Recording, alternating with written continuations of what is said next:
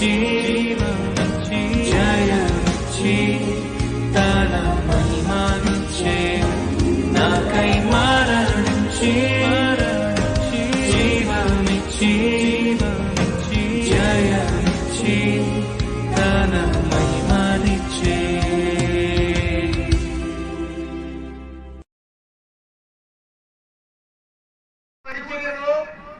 చాలా మందికి లేనిది, చాలా మందికి చాలా అవసరమైంది పరిశుద్ధాత్మ పూర్ణుడు. జాతకమేనండి. పరిశుద్ధాత్మ పూర్ణత్వం లేని వారు వాక్యం చెప్పిన ప్రయోజనం ఉండదు. యేసు ప్రభు బోధించే సాగిను బోధింప మొదలు పెట్టినప్పుడు ఇక్కడ మాట పరిశుద్ధాత్మ పూర్ణుడై ఆత్మచేత ఎవరి చేత నడిపించబడుతున్నారు?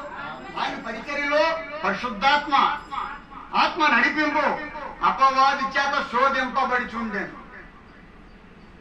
శోధనలు వస్తాయి.